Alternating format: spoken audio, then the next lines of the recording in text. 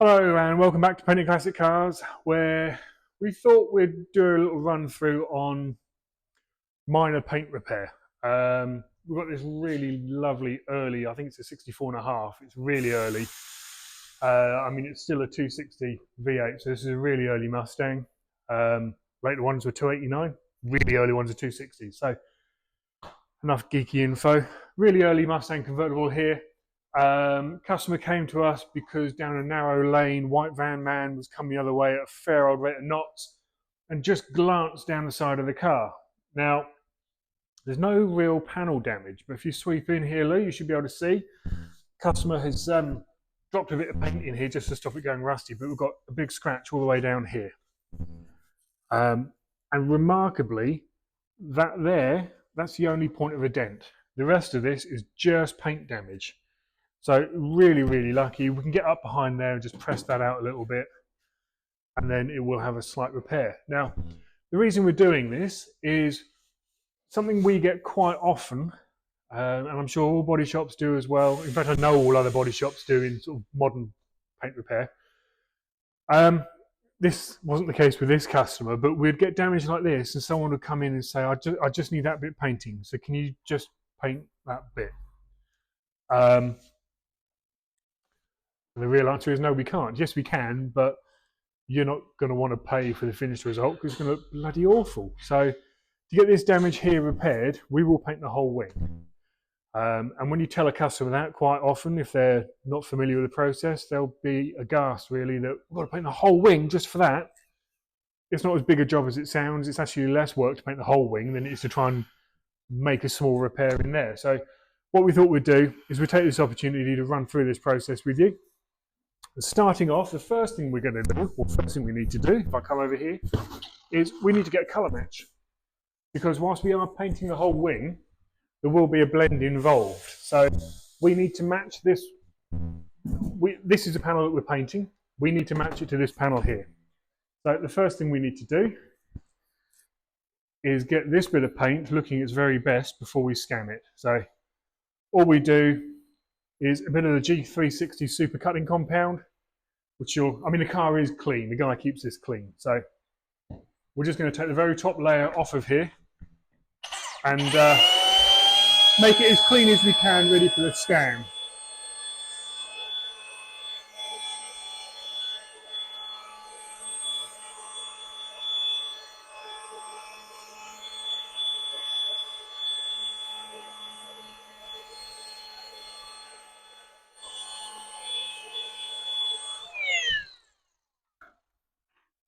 Just quickly, the other important thing with a scan is to ascertain what this paint is. Now, because we use a cutting compound on here, that's clear. So we've cut the top layer off of that and that's still clean. If this had come away red, that would tell us that that is a 2K solid paint. The fact it's come away clear means all we're polishing here is lacquer, clear lacquer. So this is a water base or a solvent base and clear system on the car. It's going to be solvent base, I would assume. This was restored, lightly restored out in the States, I'm told, a few years ago before it came to the UK. So what we're dealing with here is a lacquer top coat rather than a coloured top coat. Now that's cut back nice and clear. We'll get a scan of that. So let me just go and grab the Spectro.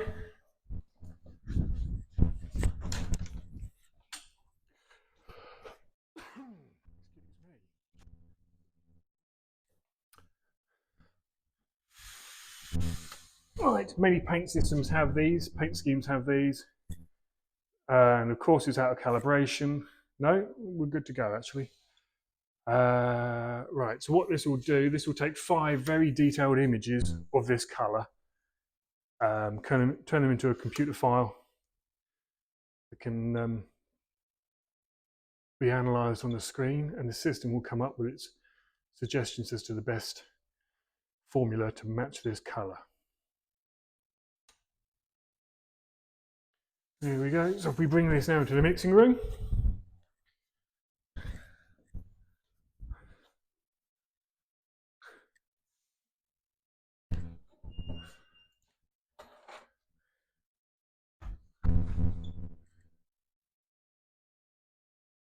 plug the camera directly into the computer system and see what options we come up with.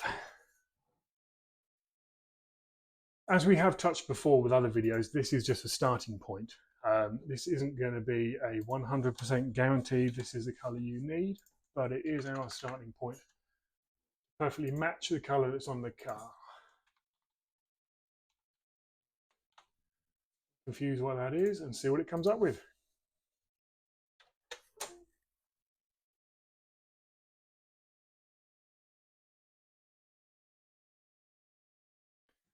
Right, it's just processing the information now. It will search through all the standardized colors from various paint manufacturers to see what it deems to be the closest. And it can also come up and formulate its own sort of custom formulated tinters, whatever it thinks is going to get the best formula for the car. Right, here we go. And at the minute, the results aren't actually all that fantastic. What we're looking for here is an after correction score being as close to 0.00 as possible. So these aren't anything other than a green is bad. So if we look at that, I mean, well, when you look at this on the spectral graph, we're actually not too far away. It's fairly consistent there. So I think what we would probably do, this side is a photograph it's taken. This side is what the computer says it is. And you probably won't see too clearly on the screen there, but there's a definite difference between this one and this one on option number 2. Option number 1 is better. So what we will do with this, we'll paint out a spray out card and we'll go through the process that we did on our previous videos of how we go about making color. But that's got us started on the color. The next thing we need to do on the car is remove all the trim that's going to be on our way. So we'll get on now with the trim removal and then walk you through the next step in this repair.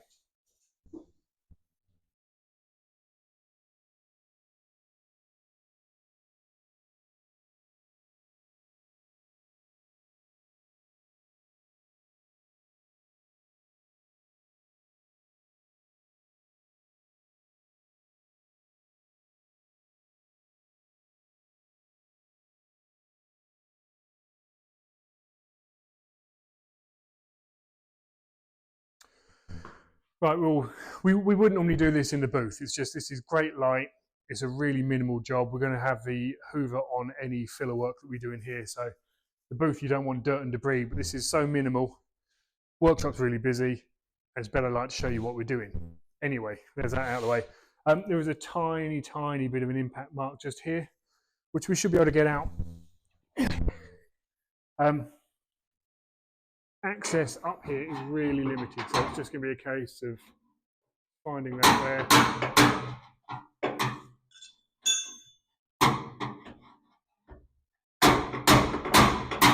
feeling where that impact point is.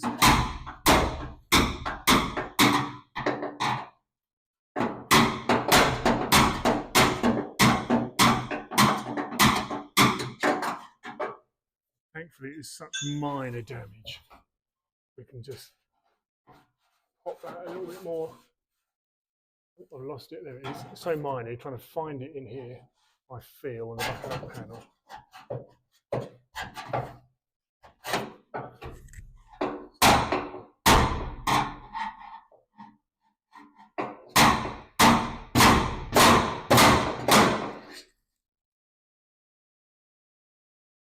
Just about there, actually, Lou. It's hard to differentiate between a scratch damage and a change in the panel shape, but just walking the spoon over the back, you can feel a slight bit there.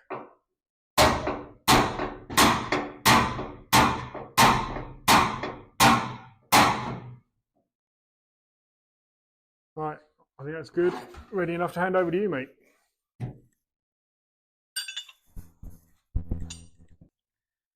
Okay, so now that Keith's tapped the majority of it out, it will still need a little skim just to level it out. So we're gonna key up all the way to the back of the scratch, because I expect, without feathering it all out, I expect it will need just a very light skim all the way to the back anyway. So we're going to go ahead and block it down, key it up so that it's ready to take some filler.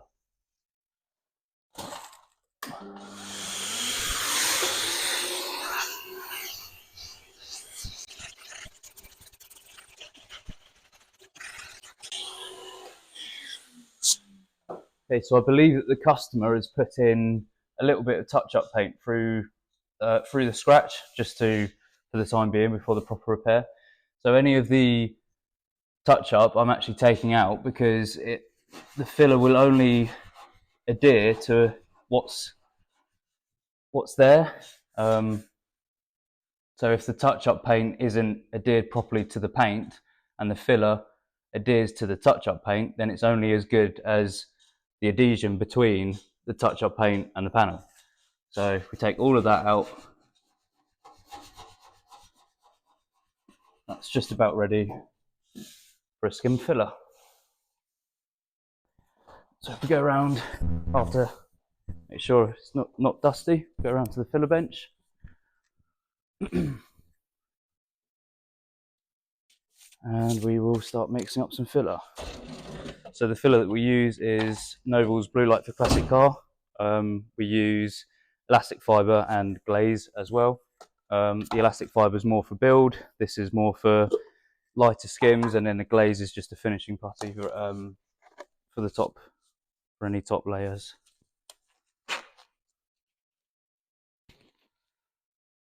And it's a 2% hardener, so it's always worth weighing your filler.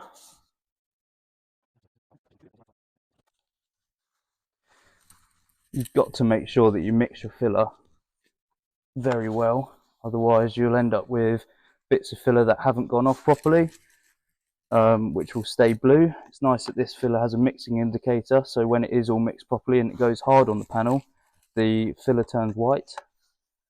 And obviously any unmixed bits will stay blue, and in that case you have to take it all out and start again. So give it a good mix.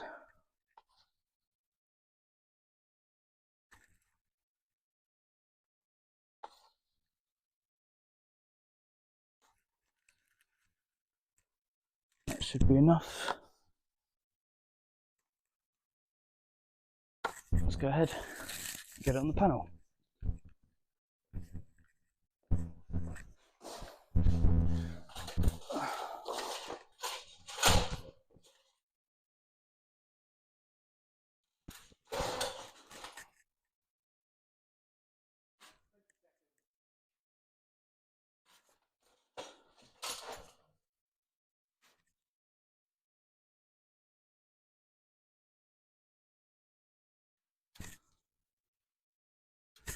Keeping the filler spreader nice and tight to the panel, because the more filler you put in, if it's not in the right place, the more filler you have to take out later. And I think that filler there is enough build to go over the dent, so I'm going to leave it like that for now, wait for that to dry and attack it with a block later on. So now that the filler's in and cured, we're going to start blocking it down to see if we can feel the light scratch and any little imperfections that have been missed tapping it out. So we're going to go ahead and we're going to use a slightly bigger block. You might as well use a bigger block where you can, because it will flatten the same amount of filler at the same time, if that makes any sense. So we're going to go ahead and stick some guide coat on it. The guide coat is used as, well, a guide coat, so it will highlight any lows in the filler work. As you're blocking down, you're only taking off the top surface, so any lows will be highlighted for us. Okay, we'll go ahead and do that. We're blocking a 180 at the moment. That's enough for primer to go on top of. So we're going to go ahead and do that.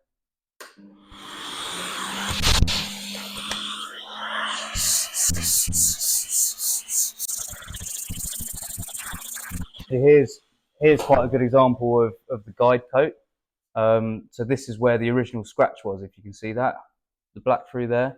I can't actually quite feel that because it's so minimal, but hopefully we're going to end up with just that sort of filler work through there. All of this will be feathered out and disappeared. So again, it doesn't matter sort of how much you put in, you're going to be taking it down to where the filler needs to be.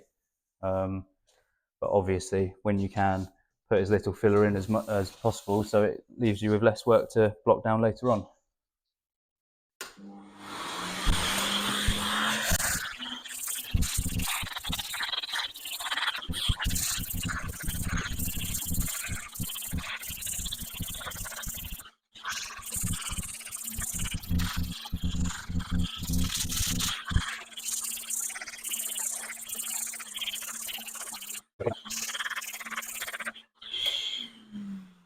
Okay, so now that's blocked down, you can see a sort of outline of where the scratch was, which is what we were aiming for. We were expecting a little dent either side of the scratch.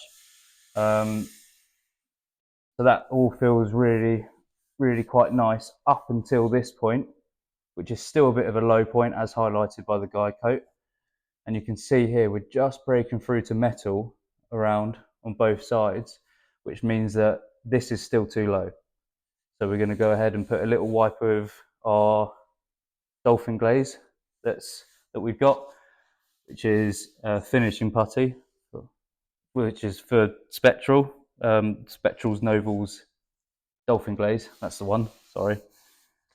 So yeah, we're going to go ahead and fill that now and then repeat the process just here. Okay, sorry about my getting my words in a mucking fuddle, but dolphin glaze is U-Pole, and here we just use the Spectral Glaze finishing putty for little tiny repairs, any pinholes or any real light skims that just need that little bit of finishing.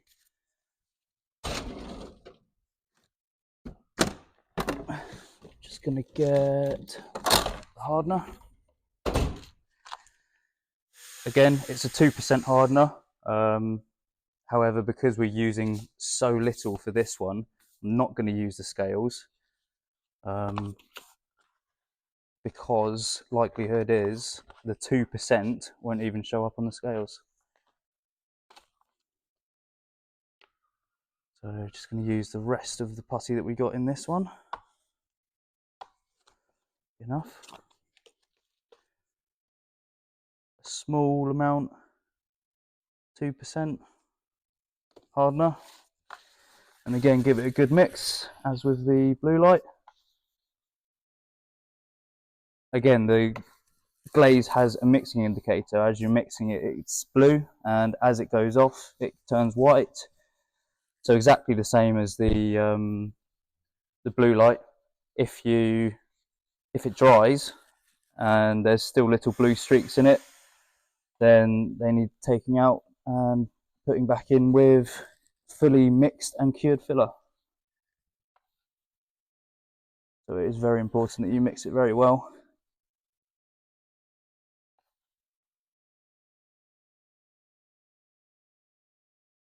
And off we go.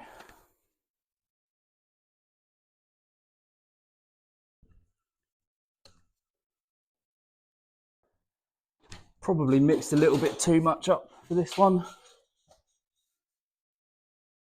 Just going to fill my panel again to make sure I don't need it anywhere else. I don't think so.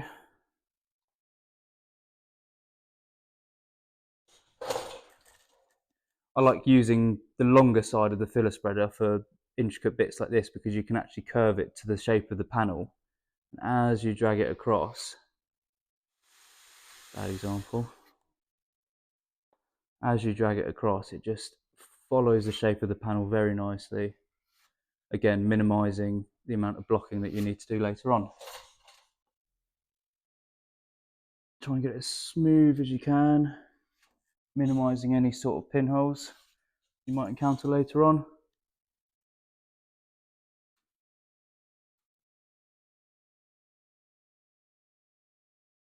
One more time, just to make that a bit neater. That's it. Tidy up your edge. As I say, anything that you can do to minimise the amount of blocking that you need to do later on, is better. There you go. That's the glazing. Wait for that to cure and do it all again.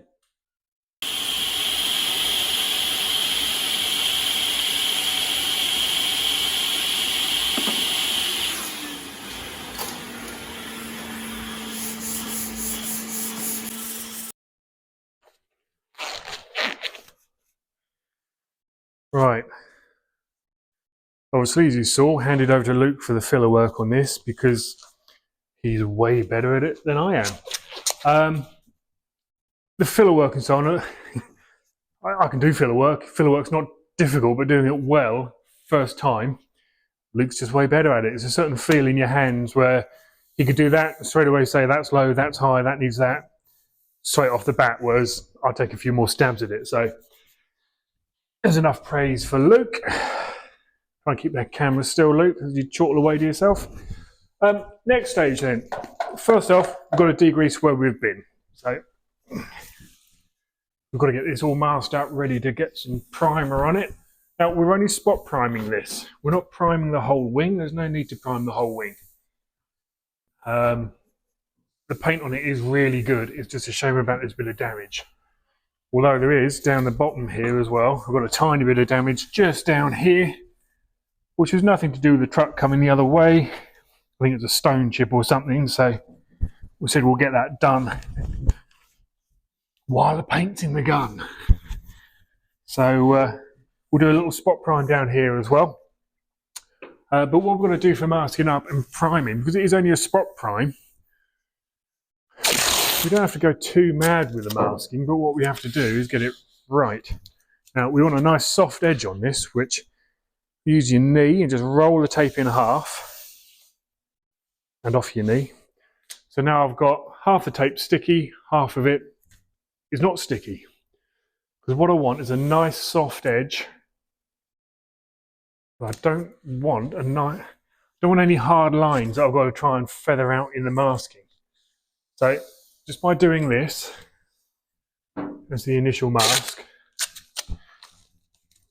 the paint will dust underneath this flap basically, so we won't have a hard edge on there. Because what we want to do really might be a bit touch and go with this. We want to keep the colour below here. We're going to lacquer the whole wing. We want to fade the colour out on this point here, ideally, which means we can't have primer going up that high. So that should be fine. We can dust that in. It's going to be the same down here when we do this spot prime here. It's a very small area. We just want to puff a little bit in there. We're not going to go too mad and over prime this because you just got more work to do for no benefit whatsoever. So we try and keep our prime lines quite tight to spot prime this in. So yeah, carry on with that fun task of masking out now. Yeah, that'll do, mate.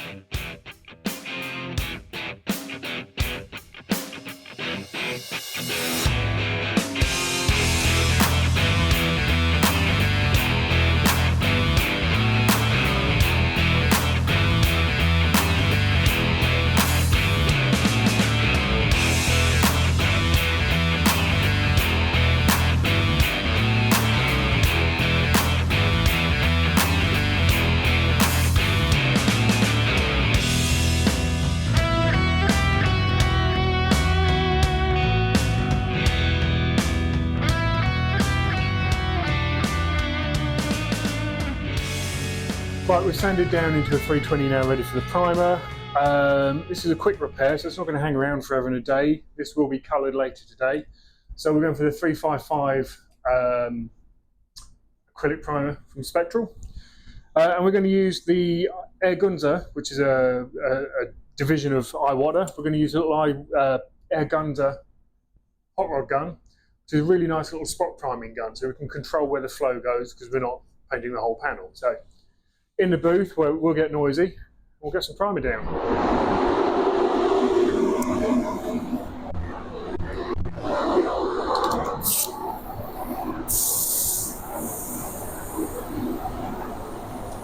Okay, setting our pressure up. 2 bar pressure is all we need for this. And then we're not looking at priming this full area. We're only priming the damage, so we should never really be going as far as the masking tape. So get some primer on it.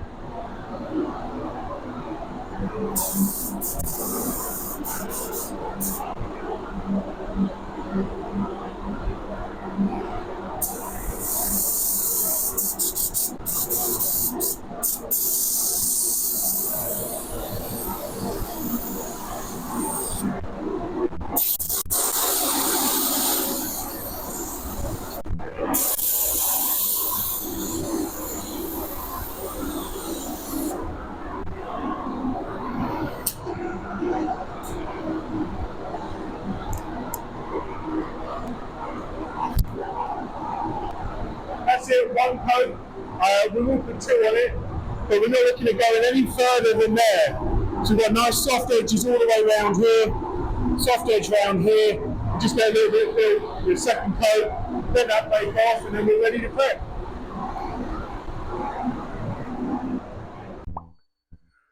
Okay, priming done, baked, cured, ready to go, and unmasked, of course. So you can see along the top here, we've got a faint dusting across here. It's a little bit heavier up here because the damage went up quite a way. But we have now got our colour. We've not gone through like, the whole process because we've done it in a previous video. So go back to our back catalogue, you'll see a mixing colour video. But we've tinted, made up our colour, which probably looks different in here because we've got nice shiny lacquer on it, whereas the car's a bit flat and dirty. But we know the colour's good. So we've got that all mixed up, ready to go. So the next step in this little scratch repair is to block down the primer. So again, we've got some noise going in here. Blocking down the primer in much the same way as we do filler work. So we'd use the guide coat soot on there. And we're going to go in with a 320 grit. We're always finishing a 500 to colour, but the 320. You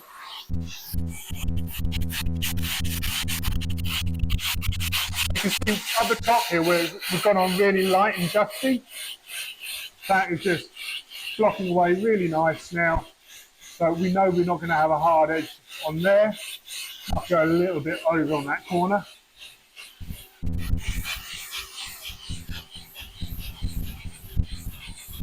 The guide coat is doing its job, telling us where to be, where we can go and where we can block. But I will carry on with that. In the interest of trying to keep this video fairly condensed now, because we are clocking on. This area and this area where it's prime, we're going to 320 those, and then we finish it in the 500. The rest of this paint, though, we're not looking at recolouring this. We just need to prepare it to take clear coat.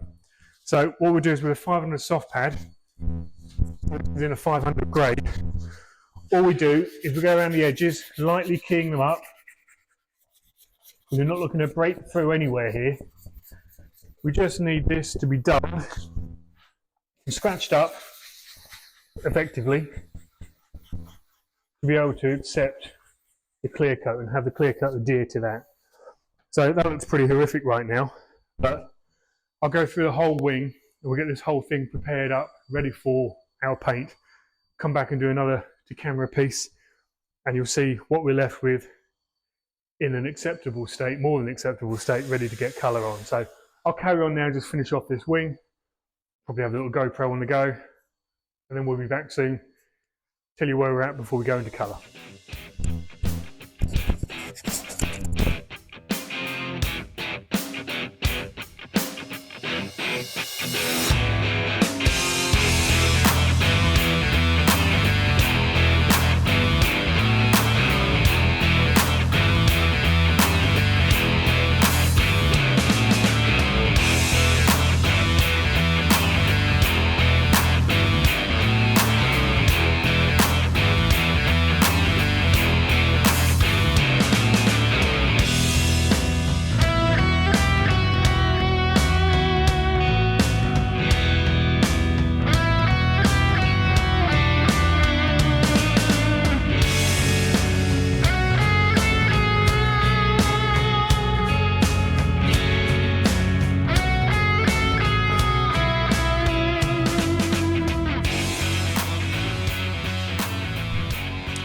Okay, so this is now all prepared, ready to get cleaned down, tacked down, degreased, etc., ready for colour.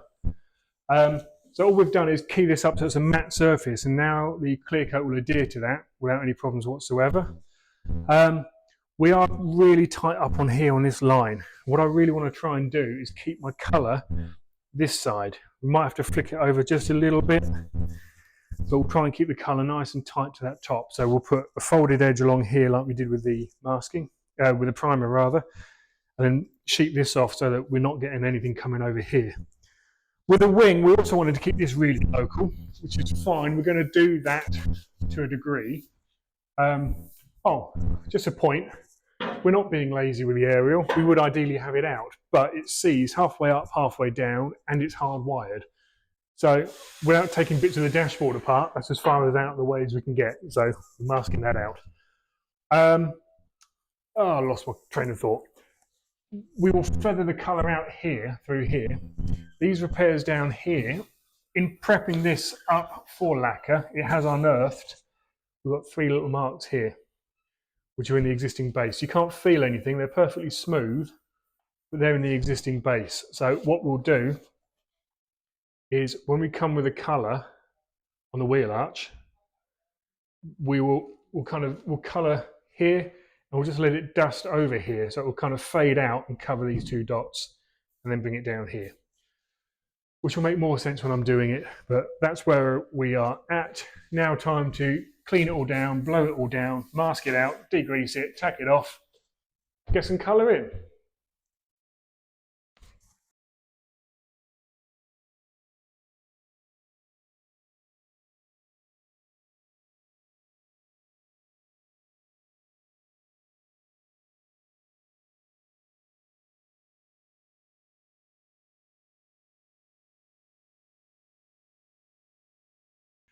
Right, colours all mixed up. We are degreased, we are tacked down. We've got the top of the wing masked off for where we don't want the colour going. We've got everything masked out for where we want the lacquer going. So it is just a case now of masking up. We're going in with the, I want a WB400, the WBX. Yeah, let's go put some paint on.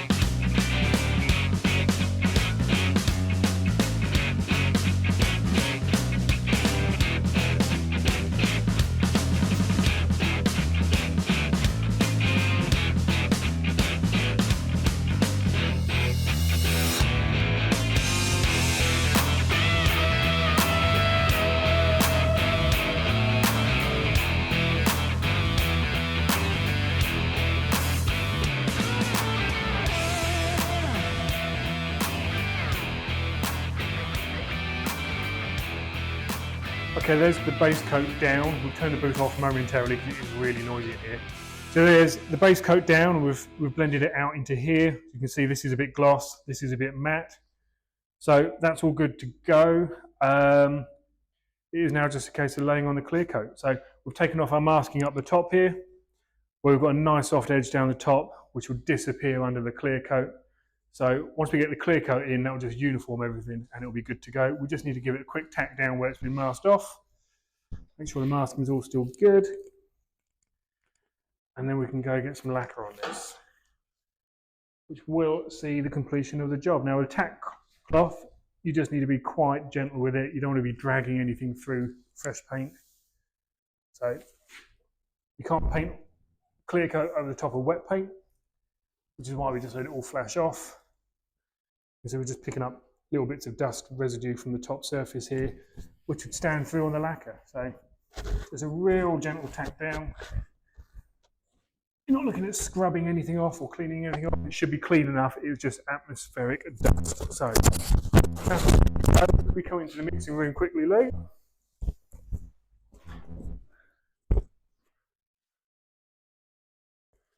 So I'm going to fire the booth back up so we're sitting at temperature.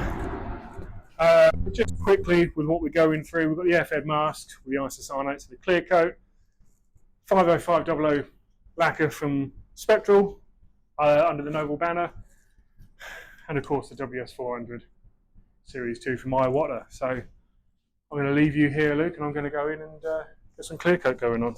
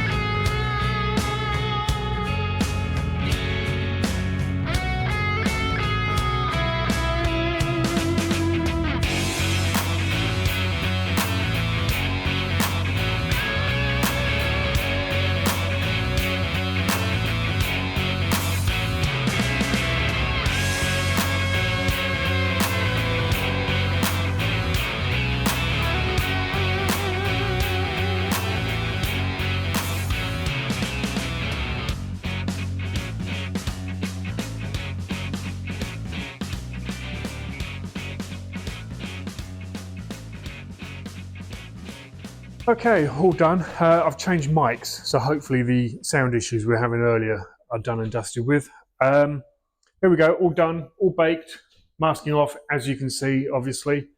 We have the repair down here, a little bit here. We've only brought the colour to here, as you would have seen in the video. So the colour fades out here and along this top line. And you apply the lacquer, and it is really good. There's no colour difference throughout the wing. It's blended out really nice. And it means all our edge-to-edge areas are the original paint, edged to the original paint. So these are original. This is original. This down here, that there is almost an edge-to-edge. We kind of lost the colour right up to here. So even there, though, we've got a really good match on that. So all we've got left to do is the obligatory little D-nib. You're always going to get little pockets, little bits, which you just need to nib out in the lacquer and polish and reassemble. So, I mean, there's not, as you saw with the disassembly, there's not much to reassemble. So we're going to crack on, get all that done now. We won't bother filming that. It's the reverse of taking it apart.